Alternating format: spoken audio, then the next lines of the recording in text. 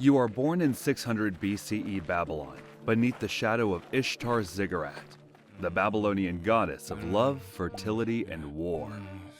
The first sound you hear is not your mother's voice, but the chanting of priests. Your father? Your mother doesn't even know who he is. Your mother lies weak on the temple floor, her wrists still marked with the cords of debt. You see, you've just been born to one of the many debt slaves of the temple, and now, you too are considered the temple's property. As you cry, a priest dips his finger in oil and draws a circle on your brow. "The goddess owns what she feeds," he murmurs. The oil dries to a thin film of gold across your skin, the first mark of belonging. Your mother weeps, but no one comforts her. She knows she has no claim over you. Ishtar claims you now.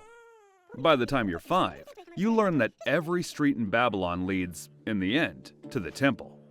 You watch women, your mother included, climb its steps veiled in linen, their heads bowed, their bracelets clinking softly like chains. They return hours later, pale, perfumed, silent. You wonder what work they did that made them so tired. At night, you hear the temple bells. They say it is the sound of devotion. You think it sounds like doors locking. The air carries the scent of incense and sweat. You learn to tell them apart. In the morning, the priests walk through the markets collecting offerings, their hands shining with the same oil that once marked your head. They bless every cradle they touch, and every blessing feels like a claim. You do not yet understand the word sacrifice, but you already know what it means to be owned. You are 8 when you first hear the law spoken aloud. Every woman must sit in the temple of Ishtar once in her life and receive the embrace of a stranger. The words sound beautiful, like a hymn, until you understand what they mean. Every season, the temple gates open to women from every part of Babylon. They come veiled and trembling, some led by mothers, others alone. The poorest arrive in rough linen, clutching their fear like a bundle. The rich come on litters, their veils embroidered with gold thread, their perfumes drowning out the stench of the city. All of them must sit on the temple's marble floor, waiting for a stranger to choose them. The priests say it is devotion, that Ishtar herself once lay with kings and shepherds alike, sanctifying desire. You are told that engaging in the act pleases the goddess, and she would bring prosperity and fertility to all of Babylon for it. You also learn early that holiness has a price, and that worship, for women, means surrender. Your duties grow with your age. You help the older temple girls prepare for their night of offering, bathing them in oil scented with myrrh, combing their hair into long black waves, painting their eyes with kohl so they look more divine than human. Some girls laugh nervously, whispering about the coins they will receive. Sacred silver, pure as moonlight. Others weep quietly, gripping your wrist as if you could save them. Sometimes girls from outside the temple talk to you.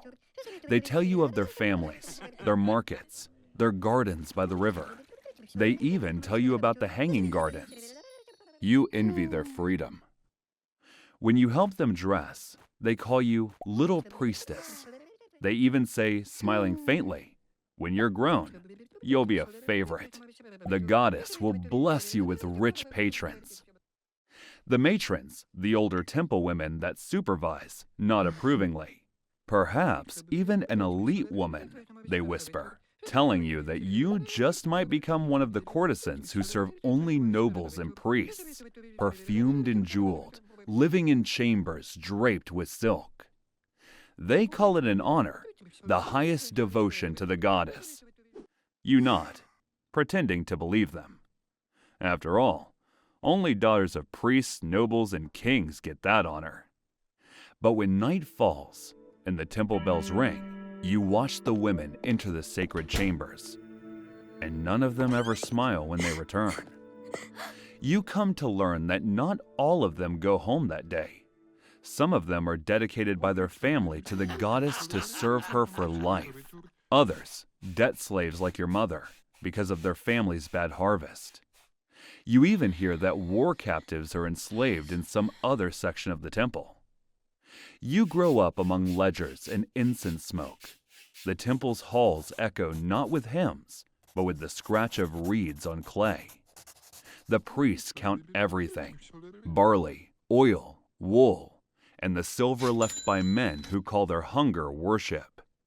They say it is the goddess's economy, that every coin feeds the holy fire, that Ishtar's favor shines brightest on those who give.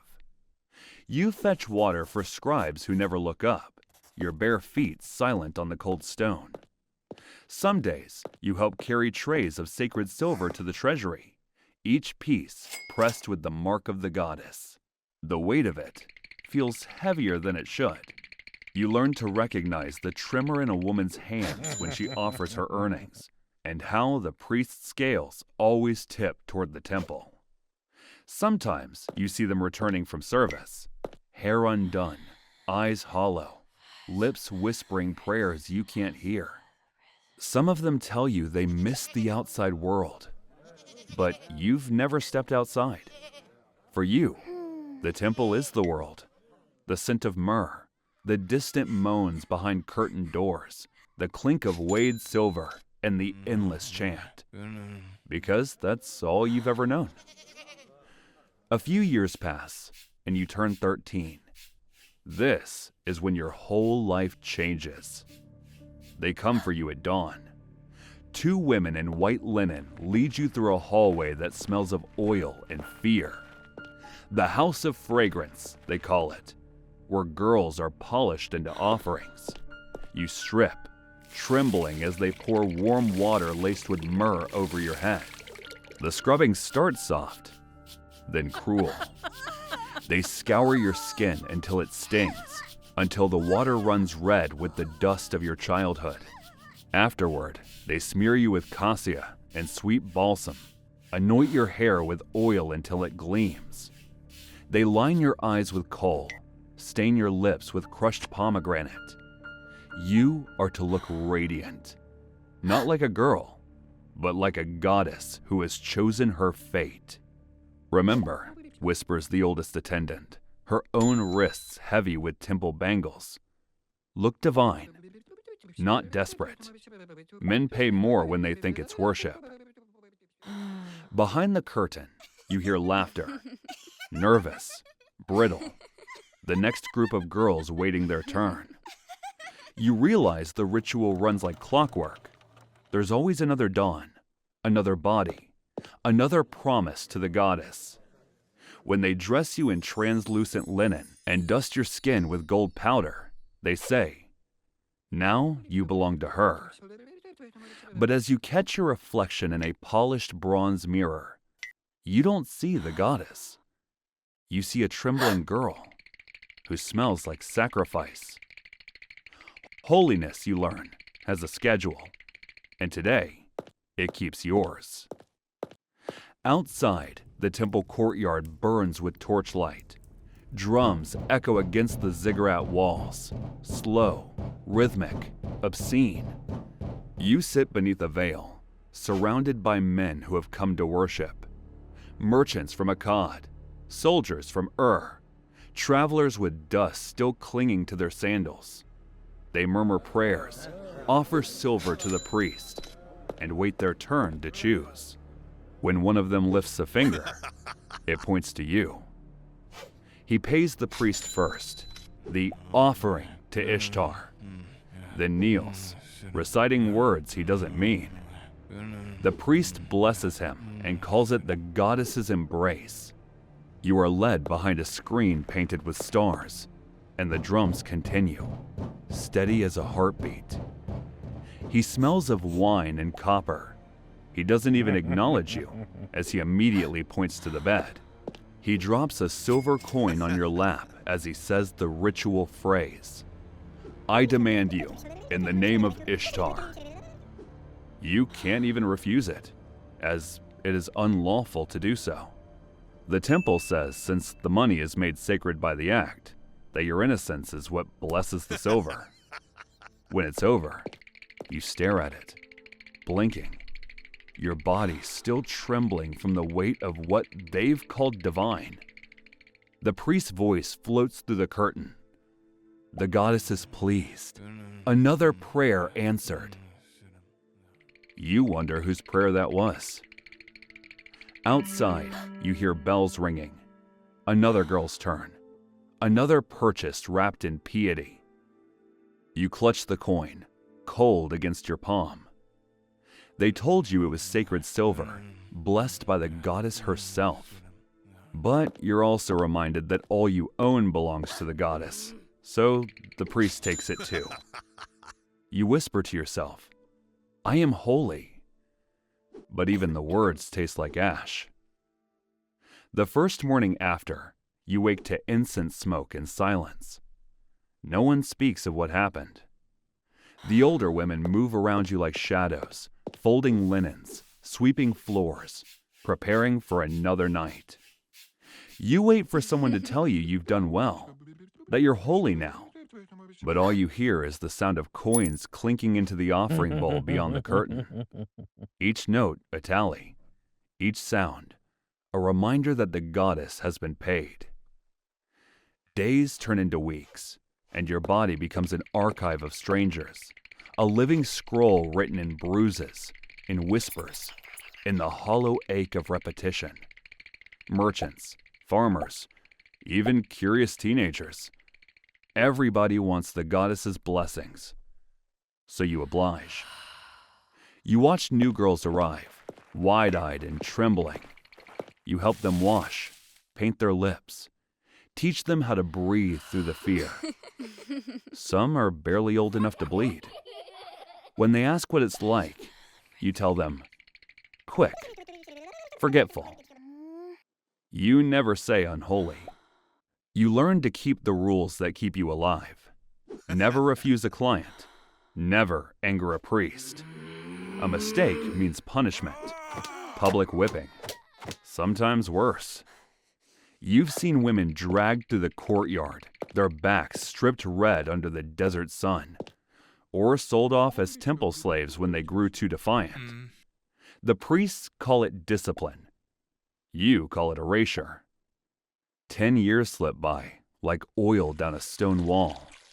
You are 25 now, and have become one of the regulars, a fixture of the temple, a holy harlot, the priests say, bowing with mock reverence. The city worships you and despises you in the same breath. Yet pilgrims still come from across the land to offer barley and silver in your name, pretending their lust is piety. The temple grows richer, its storerooms heavy with sacred silver, while you grow thinner, quieter, emptier. Some nights you hear laughter from the priest's quarters, the sound of feasting, of fattened men praising the goddess for her bounty. You lie awake on your mat, stomach hollow, body aching, whispering the same prayer into the darkness. But even that feels like blasphemy. Because here, exhaustion is holiness, silence is survival, and hope is what keeps you breathing when everything else has already been taken. Years pass as you turn 30. You're no longer the maiden you once were, as the years have taken their toll on you. And unfortunately, this season is one of drought, which doesn't help you much with your appearance. The air itself feels parched and brittle, so much so that the goddess's altar cracks beneath the heat. The wells dry up, barley rots in its sacks, and the temple, desperate for offerings, raises its fees. The priests declare it the will of Ishtar. The goddess demands more devotion. But everyone knows what that means. The women must serve longer hours, take more men, even those who can no longer afford to pray with silver. Soon, the temple gates no longer close at night. The holy service spills into the streets, behind taverns, into merchant stalls. You watch one of the younger girls, barely 16, taken by a drunk worshiper who calls her his offering. In the morning, she's dead. The priests gather around her broken body and call it sacrifice. You hear them say, "The goddess has accepted her." You can't stay silent anymore. You scream at them, at the goddess, at the stone walls that echo nothing back. You call them butchers. Say that if this is holiness, then hell must be a kinder place. The priests' faces twist. They seize you, strip you before the courtyard, and flog you until the sand runs dark beneath your knees. Infection follows the wounds. The smell of rot clings to you. The temple healers refuse to tend to polluted flesh. When the fever finally breaks, you're left scarred and weak. No longer beautiful. No longer profitable. Even the priests avert their gaze. You are to them a ruin. A body that once served the goddess, but now offends her sight. One dawn, a priest sends for you. He does not meet your eyes as he says, "You are released." He tells you that your presence offends the goddess, that you should have been killed for your sacrilege, but even your death would pollute the temple. You nod. You understand. You're being discarded. It seems your presence offends them so much, they'd rather let go of a good menial slave than accommodate you. You wander through Babylon for the first time in your life. The city is louder, brighter, crueler than you ever imagined.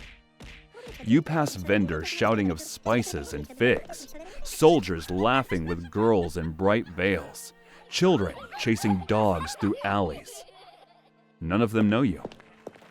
None of them care. For the first time, you are invisible. And it feels almost like freedom.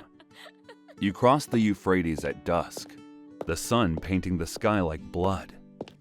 In the distance, the hanging gardens shimmer, tears of green cascading into the golden air. You've heard of them since childhood, how King Nebuchadnezzar built them for his homesick queen. You stare until your vision blurs, wondering what it must have felt like to be loved so fiercely that a man would raise a mountain just to make you smile. You press your last coin to your lips, cool, worn smooth by 1,000 hands, and walk toward the fading light. When night comes, you rest in a quiet corner of the city's wall, the hum of life just beyond. You notice the night is a lot colder than usual. You shrug it off, until you also notice that even your vision is failing you. You realize your body has been failing you since your injuries, that you only held on this long because of hope. And now that you've seen the outside, there's no yearning left to keep you fighting. So your breath slows. And for the first time in your life, you don't feel pain. When they find you in the morning, your hands are folded around that single piece of sacred silver. And there is, at last, a faint smile on your face. Centuries pass. The ziggurat crumbles. The goddess's name fades into dust and legend. Scholars uncover tablets, hymns to Ishtar, verses of love, fertility, and sacred pleasure. They call them poetry, divine art. None speak of you, or the others who bled in her service. Your names are gone, erased by time and sanctity alike. Yet when they unearth the temple floor, they find silver coins, offerings left by trembling hands. One bears your faint mark, worn smooth by devotion and despair. The goddess endures, eternal and untouched. Her worshippers do not. but your silver remains, whispering what history forgot. Well, at least you got to see the Hanging Gardens.